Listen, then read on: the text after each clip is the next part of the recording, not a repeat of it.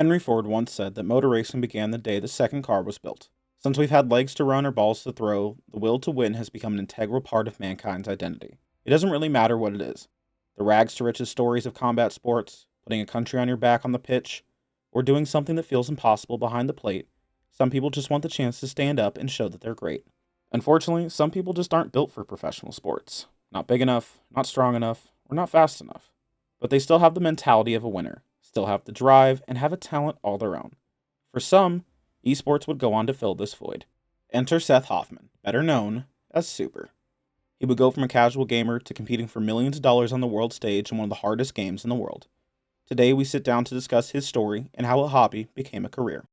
So I grew up, as most probably know, the truth is I'm not actually 19. I'm older than pretty much everybody that plays competitively.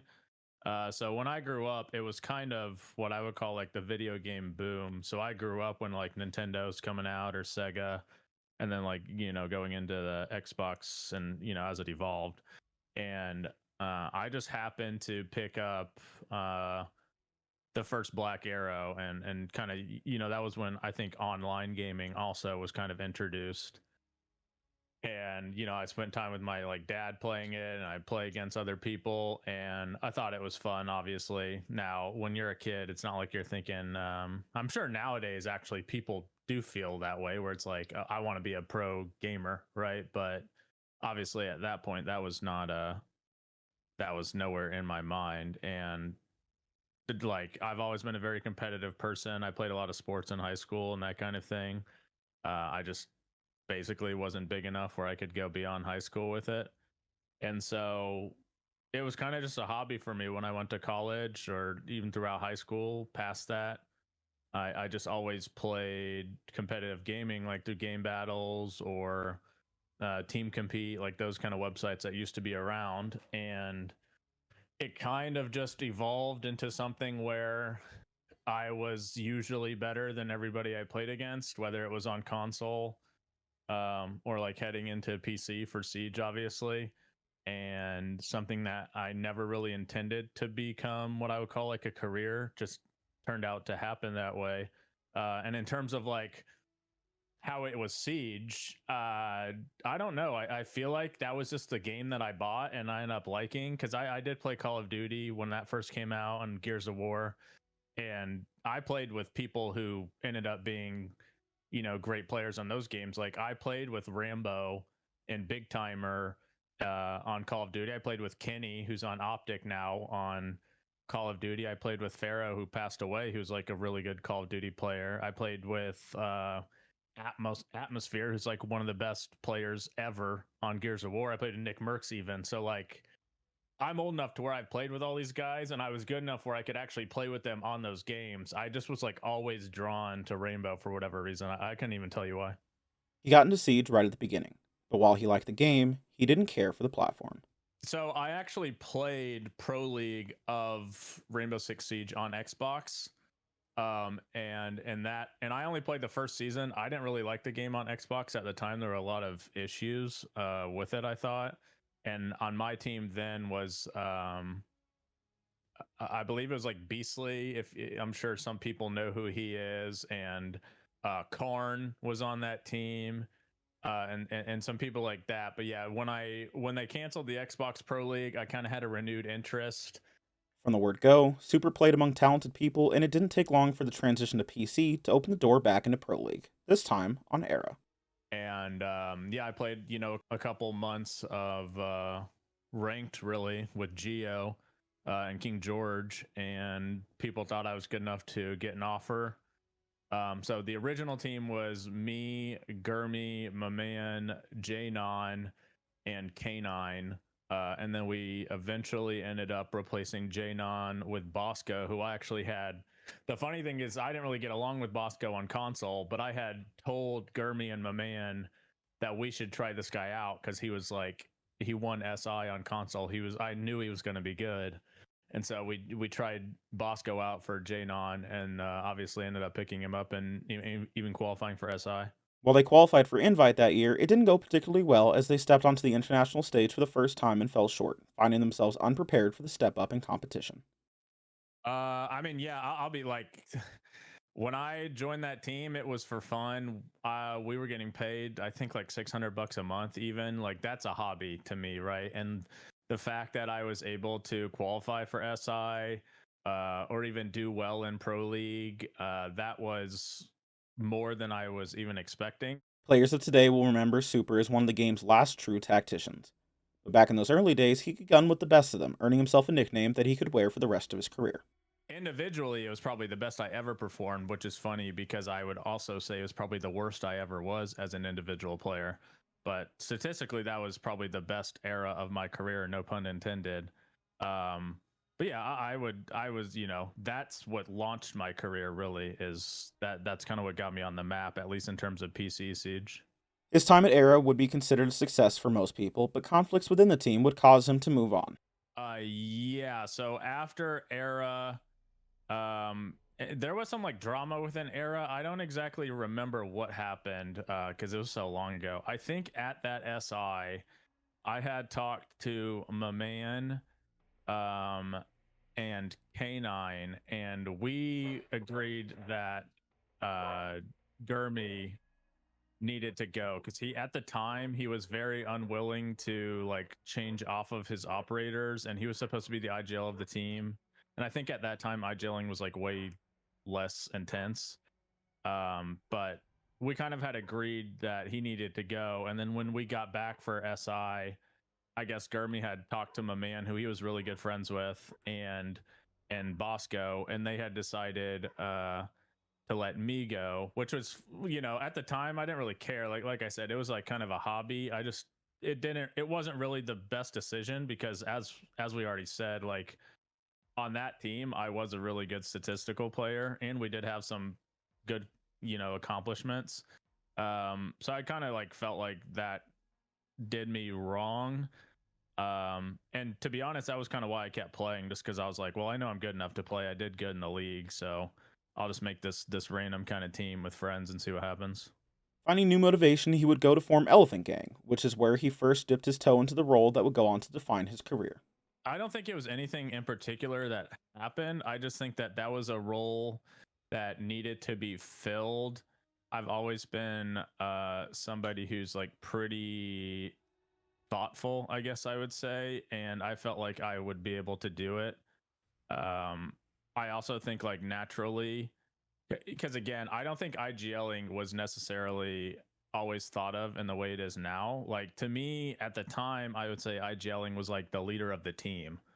And I've always kind of had like, I guess, that personality where I'm more of a leader type. So I think I assumed that position on the team, but I will even say like at that first iteration, I would say I was not even really an IGL or like a good IGL. I kind of inherited that based off of my like personality. He wouldn't stay Orgless for long, however, as he would see interest from, at the time, one of the biggest names in the game, even if he didn't have the best ending.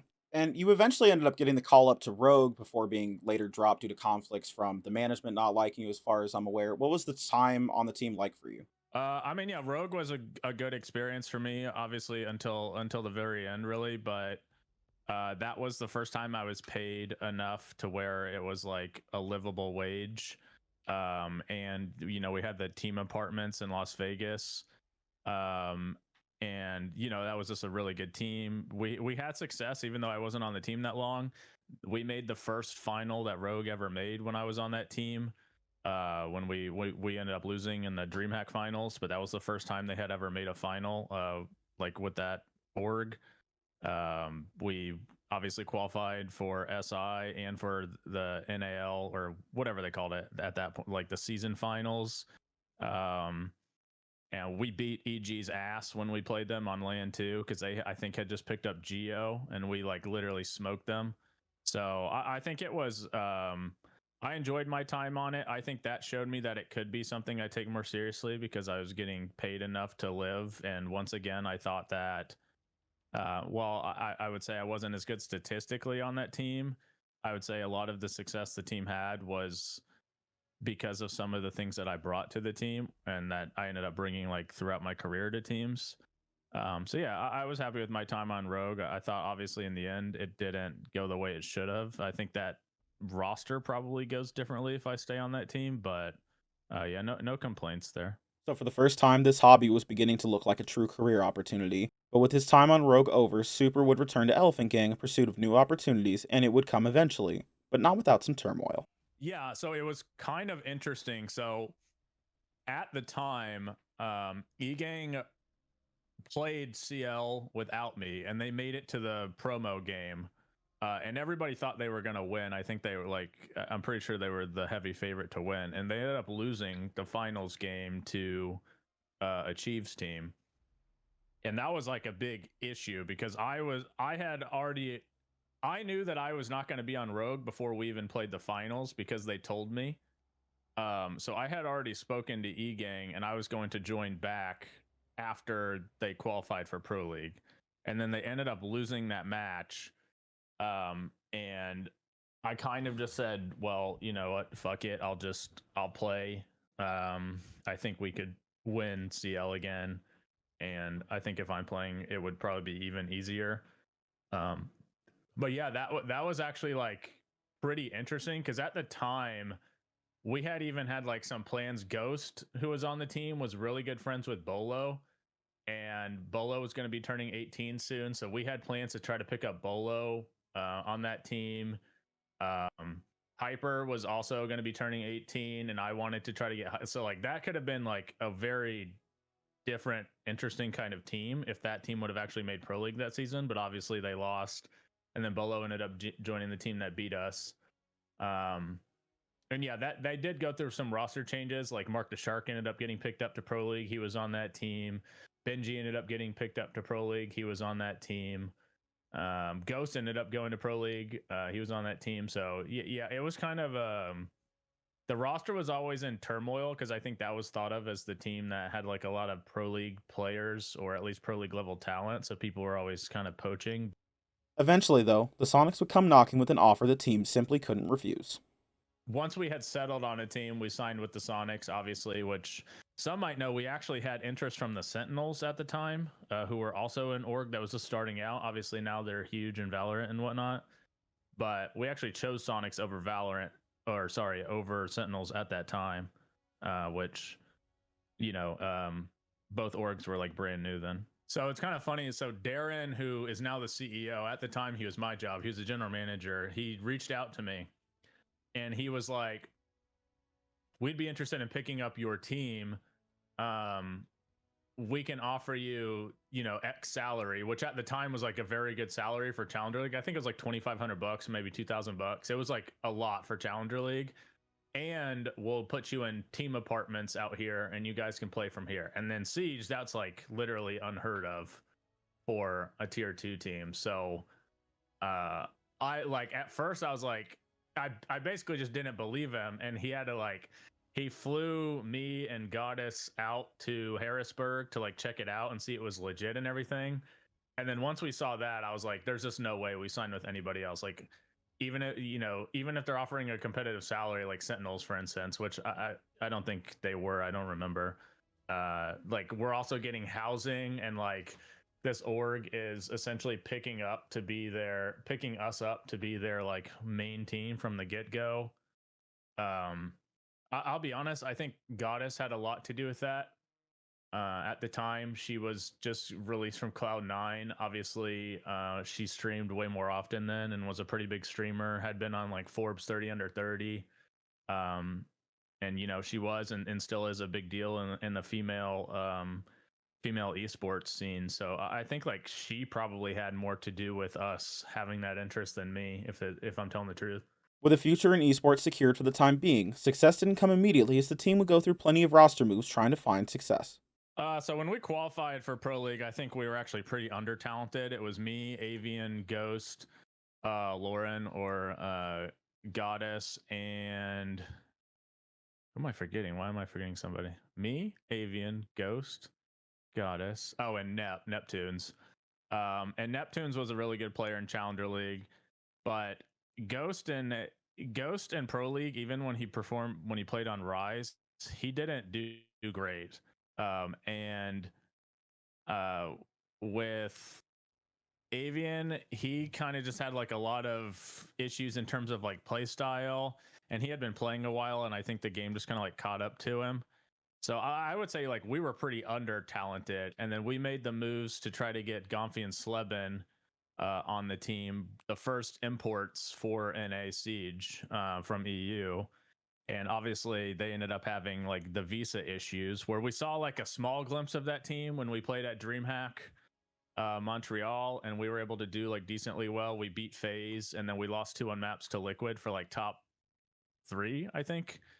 So we showed some promise like immediately with that roster, but like truthfully, we were never able to really do anything with it because they had problems. And then we brought in easily for Lauren, and Iconic ended up joining that. We tried out Iconic, we tried out NJR, and a couple other people for the Neptune spot because Nep decided that he didn't want to play anymore. He wasn't even really dropped. He kind of just stepped away.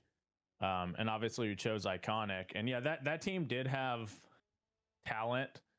I think that team was lazy, which is why what happened ended up happening.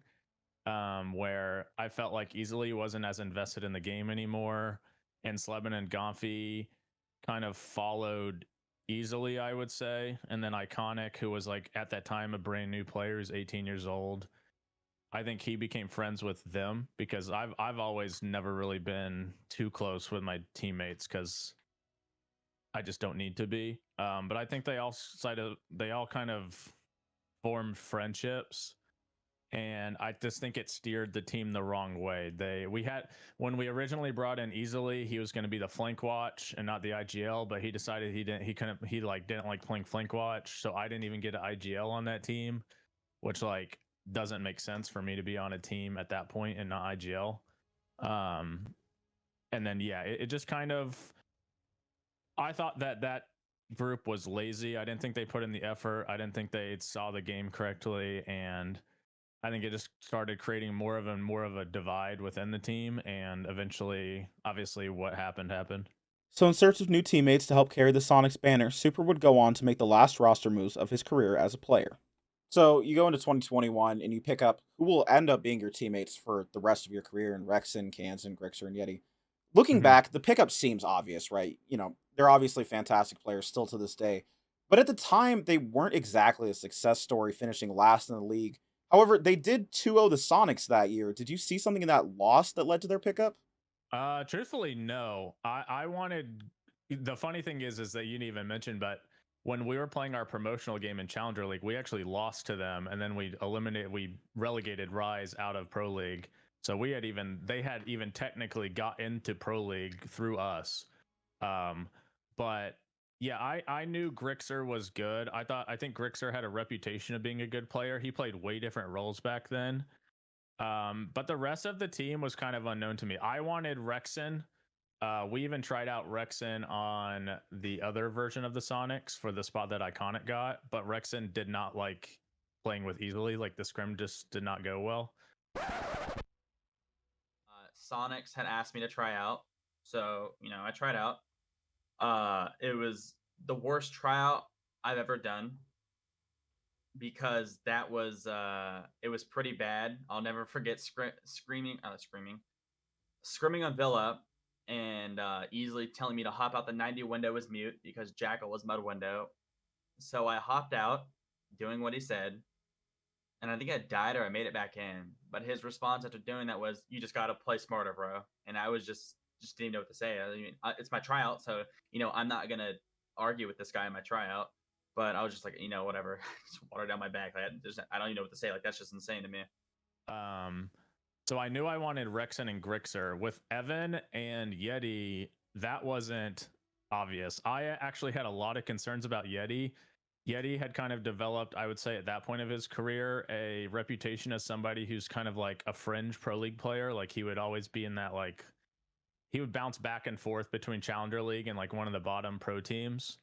And Evan was just like not really that known at that point. He had only played, I think, like a year or maybe not even a year, like a stage in pro league. So I had they weren't initially my immediate people that we wanted. We actually ended up playing with Dream and Creators. Creators was coming off Tempo Storm, where he was like a really good statistical player for them, but they never had like a ton of success.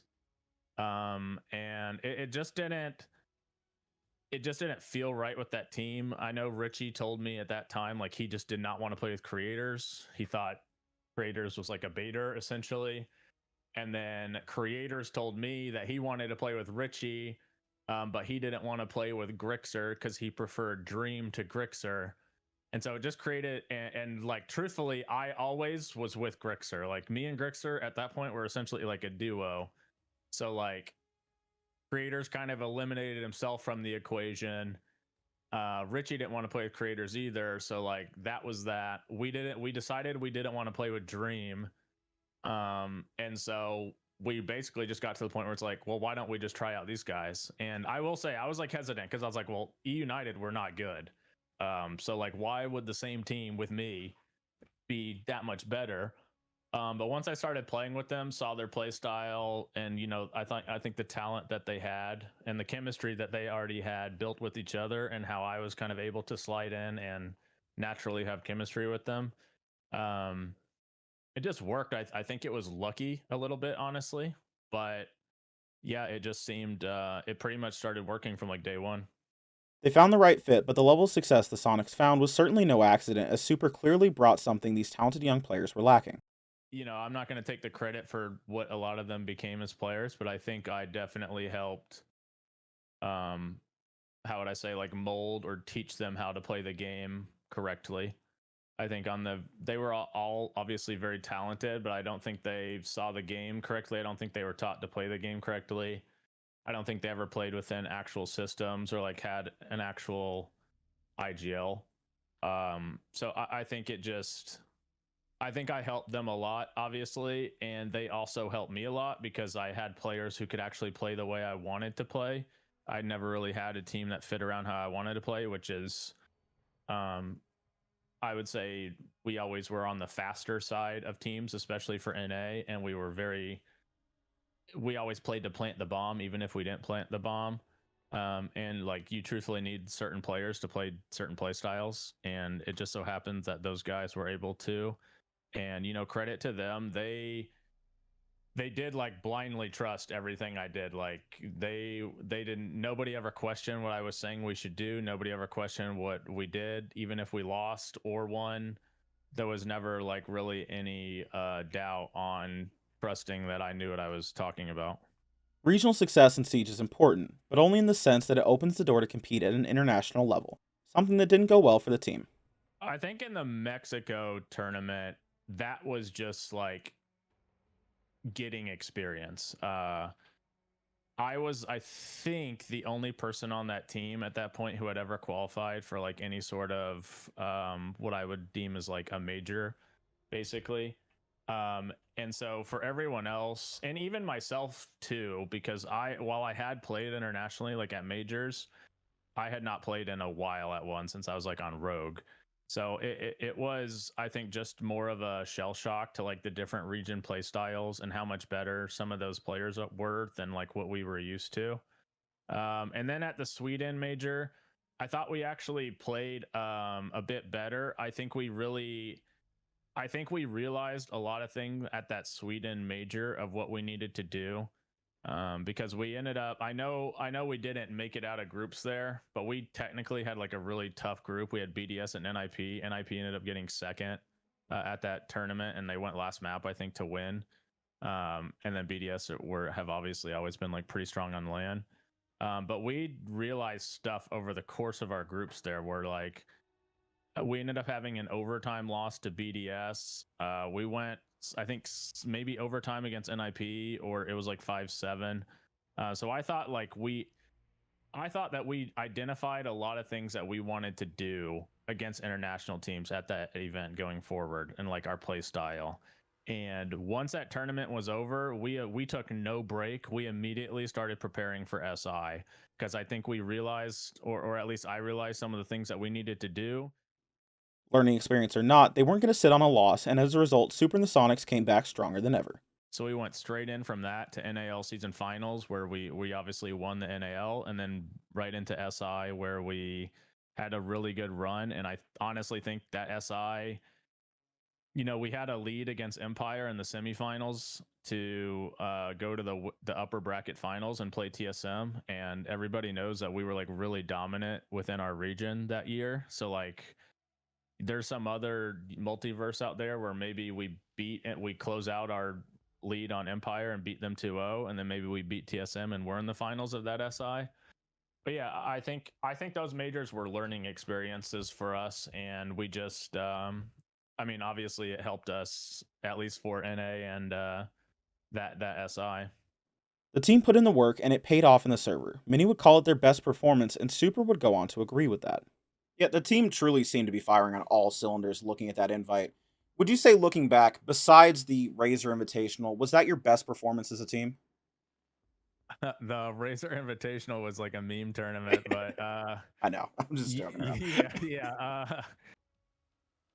I would say we were probably, that was the best we ever were as a team. Like, we had so much practice, and maybe they sandbagged practice, or maybe they did it and maybe it ended up hurting us. But like, before that event, we were scrimming all the Brazilian teams at the event like all day. Like we scrimmed, I remember FaZe like 6 maps, and we smoked them 5 maps, and we ended up having to play them for top 3, and they beat us, and they countered a lot of stuff we did.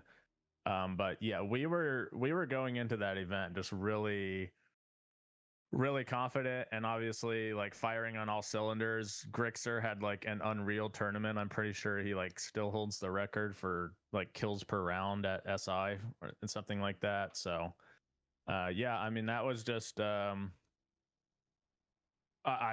truly think that event could have gone even better for us, on a different day. But yeah, that was probably the highlight of that roster. I don't think we ever played better than we did then. For that span of like from NAL finals through that SI, I don't think we probably ever were more confident or a better team. While they had failed to win the last game of the year, the Sonics were still on a high. Unfortunately, for many teams that had made deep runs at Invitational that year, the changes coming right around the corner in the new season would lead to poor performances back at home. Well, what made that difficult was, so after SI, I was intending to retire. And we basically didn't really have a viable replacement for me, and the team had asked me to keep playing. So obviously I decided to play another stage, but this was also when attacker repick was introduced. That was no longer 6-pick, to where you could change your entire lineup. And that made it a lot easier for teams to attack, because you just see the site and then you just change everything, rather than like you can change one operator and then you just have to call stuff based off of what you have. So it changed the game a lot, and we didn't, after SI, and we had to stay the whole time at SI and take a break after, because you don't want to like play. We just didn't have that much time to really work through a lot of how repick would work and the effects it would have. And I just think we were like a little underprepared. I also think we were just a little overconfident as well, as like that we're just way better than all these NA teams besides TSM. And it just didn't, it basically just was like a recipe for disaster with the short turnaround time, repick being introduced. I think our overconfidence, and then me even like, I wasn't really in the mindset to play until I realized like, oh, okay, I am gonna play, and I wasn't as prepared, I would say, as I was for like the previous year. He wasn't going to let a bad stage define him, so rather than making excuses, the Sonics would get to work. What's it like trying to bounce back just from essentially just a bad month and then going into the next stage? I think teams with strong mentals, it's not that big of a deal to bounce back. I think for us, it was a little bit of a challenge at first, just because like the truth is with that team, we were never bad. Like, sure, we didn't have great international success at the first majors, but we were still making them. So that was like the first time we were actually bad, and we knew we weren't bad. So it's like, it's more so just trying to figure out why you're bad. I think it's different for a team that is used to being bad to just lose, and they're just like, well, we just suck, right? Like, it's a different feeling to know that you are a good team and be playing bad, because then you know that you just need to fix, like, you just have to identify what the issue is, what needs to be fixed, and then you're fine. If you're just a bad team and you're playing bad and you've always been bad, like, what's your hope? What are you really saying? Like, in your mind, you're just like, well, I mean, I feel like we're improving, but I never see it. So I think it's a good test of mental strength on a team, and the ability to like bounce back and remain composed. Because I think towards the end of that stage, we ended up playing a little bit better to where we salvaged some SI points and things like that. So yeah, it was an interesting time because we weren't expecting to be bad, but I think it proved to help us in terms of like understand that we're not, some unbeatable NA Titans or something. Come stage 2, the Sonics would return to form, along with seeing a level of individual play from Supr that we just weren't used to at the time. And you did end up regrouping. You came in second in NAL in the next stage and qualified for the Berlin Major. I don't believe you had announced it yet, but you went in knowing it would be your last event, win or lose. What's it like coming in knowing that, whether this goes well or this goes poorly, this is my last event? Does that shift your mindset at all? Does that make it easier, make it harder? Um, yeah, I'm trying to put myself in the mindset that I had back then, and I don't. We actually ended up tying for first in points, so we could have got first there, and I think I ended up like we were not a guarantee to make the major. But I think the last like 3 out of the last 4 games of that stage, I ended up like MVPing, which like obviously for me is like crazy.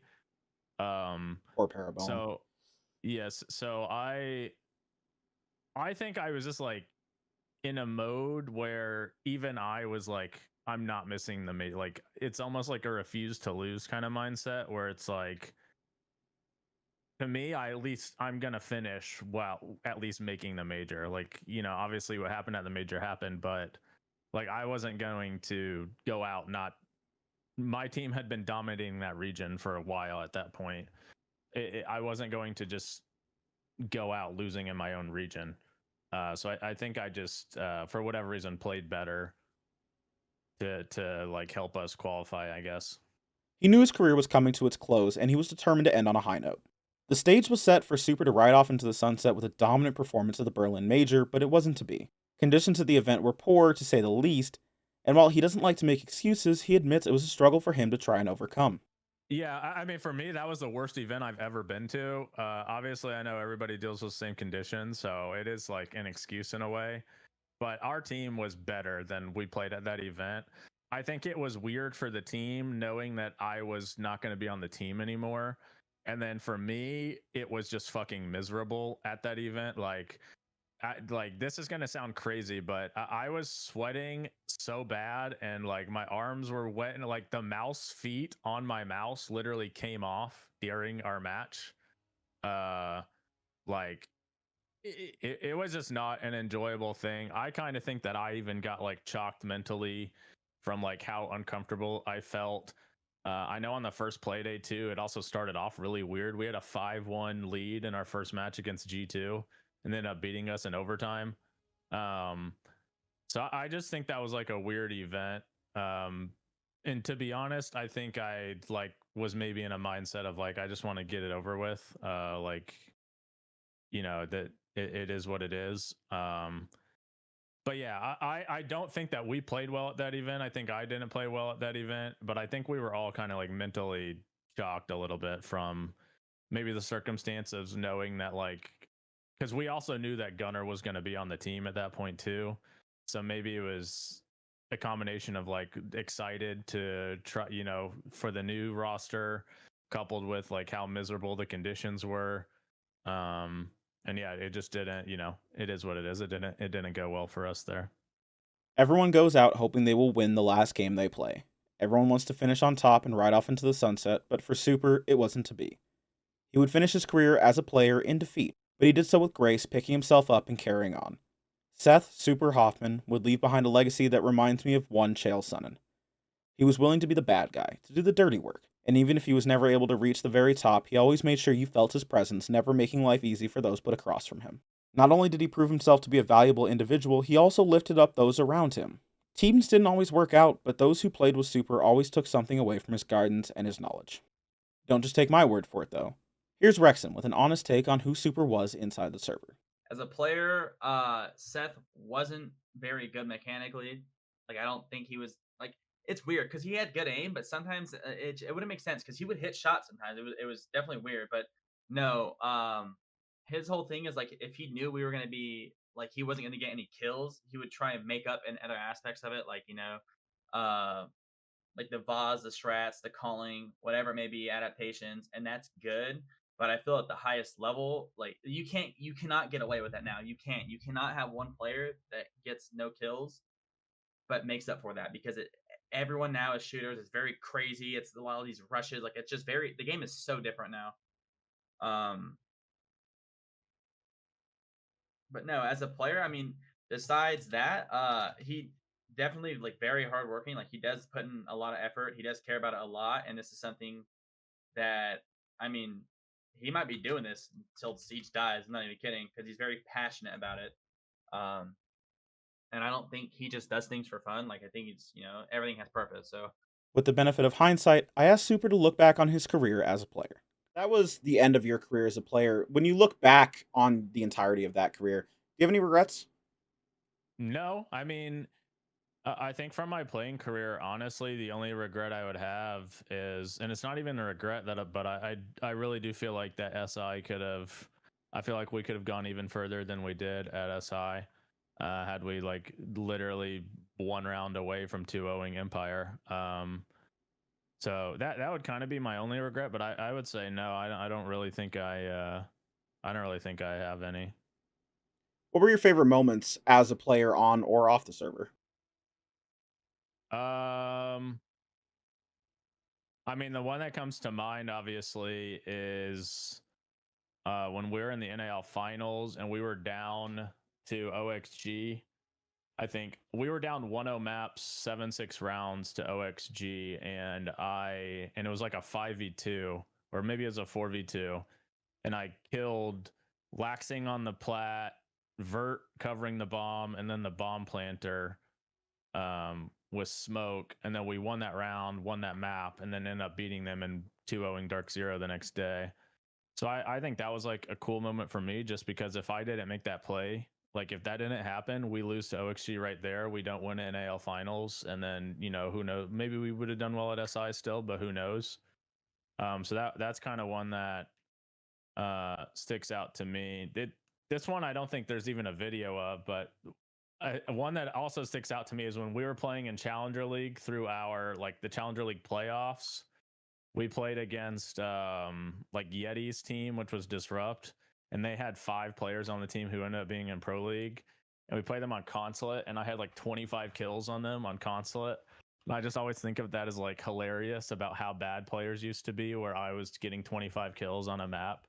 But yeah, I guess the one that mainly sticks out to me is the NAL finals one against OXG. The Sonics have become a home for Supr. We know why he joined, but what earned his loyalty to the point where he stated he'll never leave? I think the Sonics are it's more of like a family environment. Obviously now I'm in the management, but I think they care more for the players, to try to do as much for the players as they or we can.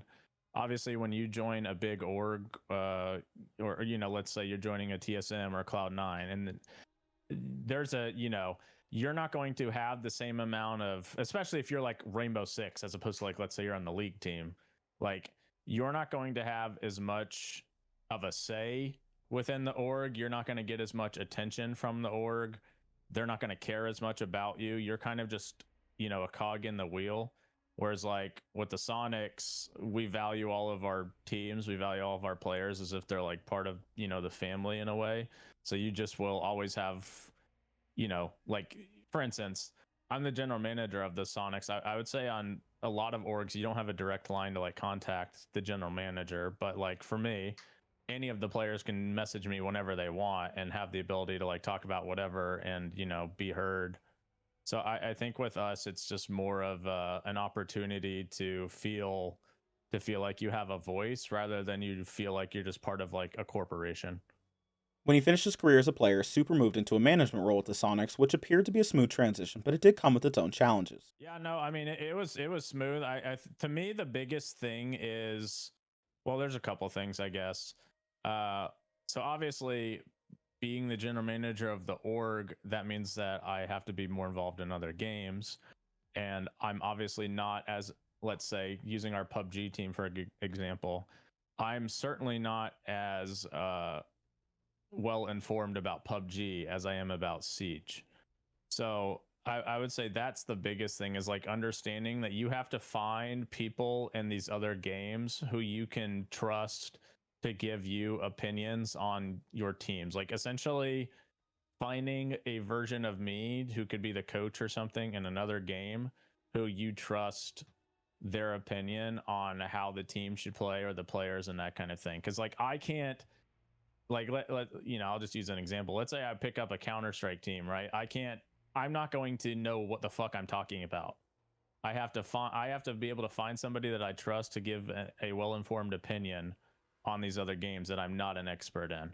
And then I think also for myself, it off and on has been a little difficult for me as a watcher and not a player for Siege, because obviously the roster has had times where they just make insane mistakes, or are not good at things that I think that we should be good at or that I would do differently. So that's a hard aspect for me, at least directly with Siege, is like understanding that they're not going to do what I think they should do a lot of the time because they don't see the game the same, or like obviously maybe they're not as good IGL but they're better players, that kind of thing, and being like okay with that rather than being like, what the fuck are these people doing, like kind of thing. Even though you won't catch Supr on the server anymore outside of an emergency, he hasn't stopped chasing success for the team, but it's a little more complicated now. Yeah, I mean obviously I was a player, so as a player, if the org was just like benching players without me having like any opinion, I would probably be like, well, okay, but I probably wouldn't be like that happy with it. So in the past, I will say things are going to change, but in the past I have listened to the players' voices and let that dictate a lot of the team decision making. Like for instance, benching Kansan was something that I never was planning to do, and the team came to me to do that. And then obviously we brought in Citizen, who was a really good player for us. Who I was the one that got Citizen on the team. They didn't want to pick up Citizen, and I convinced them that we should. And then going from there, we also brought in Geo. To me, that was an obvious. Geo to me was an obvious replacement for myself. And I thought that I thought Gunner was essentially like a better version of Yeti, and Geo in some aspects was a better version of me. So I thought that just made sense. And then going from there, we ended up benching Gunner. With that, I would say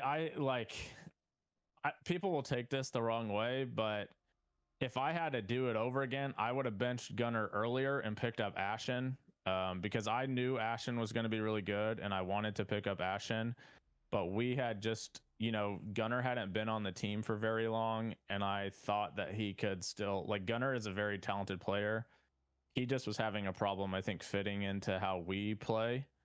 And I thought he deserved more time because I did think he was a good player and I know he put in effort.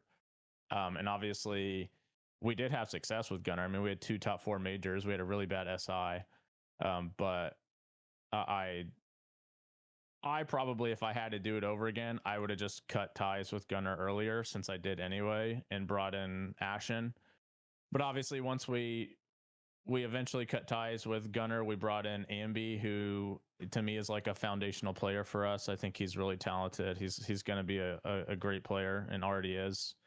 And then, yeah, after SI, the truth is the team, well, not the team, but certain individuals on the team thought that we wouldn't be able to essentially win with, with, I mean, the truth is with Grixer or Rexen, and there are also concerns about Citizen. And I just listened to that, I think, a little too much, and I shouldn't have. And we kind of saw, I mean, the players we brought in, I think, are great. Adam's obviously really good. Merc's an SI champion, and I think he fills a fantastic void in terms of like a pure entry and now as an IGL. But like the goal for the Sonics and for me is to try to win something internationally. Like, we've been talking about it since 2020, basically 2021. We've been like a dominant regional team. We make all the tournaments. We've had some good runs at the majors and whatnot at SIs, but we never win. We never even made a final. And I think, like, to me, from what I thought, is we were making deep runs and doing well simply because we had so many good players on the roster. Like, I had just put a lot of good players on the team, but we had no teamwork. We were not as well prepared. We didn't have great strategy in comparison to some of the other teams. Once you get later in the tournament, we would beat people up until the top 4 range usually because we just had better players. But then you play teams who have equally skilled players, but maybe better IGLing, better whatever, better strategy. It becomes, as we saw, we just can't beat those teams. So to me, it doesn't make sense. I'm not the kind of person who's happy being top 4. I'm not just going to sit there with the same roster forever and just run it back and say, eventually we'll win, because we did that for 4 years. So to me, it's like, we're going to make changes until we find the right recipe, till we find like we have the potential to do something greater than we've been doing. And that's just the way it's going to be. Let's go back to Rexen, who again played alongside Supr but stayed to carry the banner for the Sonics when Supr retired, now playing under him. As a manager, I will say he, like, sometimes he is a bit too hands-on, so it would be nice to have like some breathing room, because like when he hears this, he'll know what I'm talking about. But I mean, no, I do appreciate that he does care and that he has been a previous pro, because a lot of these managers obviously haven't done that. But since he has the like the experience and the understanding of the game, it has benefited us. Like with Darren, like say something bad was gonna happen, or like basically say, shit happens, he's there, to back us up. He has our back because he understands the game and, all the intricacies that go into it and the ins and outs. So he's able to make a case for us, like, hey, this isn't, what's happening. This is why, and then X, Y, and Z. And he does back us up, and I do appreciate that. So he runs a tight ship. He's after nothing but the best and expects the best from them. But he's clear that he's always on their side, for better or for worse, and he's always looking out for his players. Everyone who's been a part of a real team knows it's like a family. You may not always like each other, but you know they have your back. There was certainly work to be done after Stage 1 this year, where the team just couldn't seem to win, but while they fell short, the major LCQ did offer a bit of hope for the future. Yeah, I mean, obviously the stage was a disaster. I think that we had I just think there was internal issues within the team, like pulling the team in different directions, putting things in people's minds that wasn't even necessarily how things are or should be. And we kind of just had a group discussion and decided on something. And obviously we brought Grixer back to the team, who probably should not have been benched in the first place. And yeah, we did, we had a week and a half of practice, basically, maybe 2 weeks leading up to that. And we looked really good. Even against SSG, I think we probably should have won Chile. And then that consulate was like a really weird game. I think we were like super deflated from losing that first map. And to be honest, I'm not sure how the schedule of that day like affected us, whether it was good or bad. Like, no excuses there, but it was just a weird scheduling. And we lost 5 defenses on consulate, was like unheard of. And then we won 3 attacks, which is also unheard of. So I think in a different world that goes differently, but you have to remember, like, dating back to any version of the Sonics since I retired, basically, I think they have beat us 7 straight times. So like playing SSG or the Astralis team is always a difficult matchup for us. That play styles has always given us trouble. And to me, we were like really close to managing that, to bringing it to last map there. So I'm very encouraged by what we're doing. I think everybody's bought into the same ideology of play, which is me. Like we're playing how I want us to play and nobody else. And yeah, I think that we will put in a much better performance the next stage. And obviously I expect us to make the major. So, we won't see the North American League for a while. What's going to fill the gap for SQ? Well, I don't think there's any information out about the World Cup for Siege. So obviously, assuming there's qualifiers, we're going to try to play in those. I guess there's still somewhat of an outside chance we could get a direct invite, because in the past they've invited based off of SI placings for the regions, and us and Dark Zero were technically the highest placing NA teams at less SI. But yeah, we don't have any information on that, but I guess that's really the only thing that we could be playing in between now and stage 2, which would be the World Cup qualifiers or the World Cup if we did qualify. We leave off with a few words for Sonics fans going into the future. I would just say for Sonics fans that, as they have always done, just trust me and trust us that everything we do is in the mindset of trying to win. And we're going to continue to try to do so heading into stage 2. He may not have held the hammer, but Supr would walk away from professional play with more than one trophy on his mantle. With him at the helm, the Sonics showed off the best of what Siege could be: fast, tactical, and with a ruthless efficiency that made them a problem on the server. You can feel his influence long after he stepped away, seeing his playstyle in the most recent iteration of the Sonics. While his will to play has gone, his desire to win hasn't, and Supr has made it clear that he will pursue victory for the Sonics above all else. Nobody knows what the future holds for any of us, but I can be sure of one thing: Supr will carry on, giving his everything to the team he loves, and there's every chance that he'll bring us along with him while he does it. His stream will be linked down below, and with the major coming up, I suggest you drop him a follow, as it's the best place to watch R6 Esports. I'll be in the chat right alongside you. Hold on, wait, we gotta time it. Here he goes!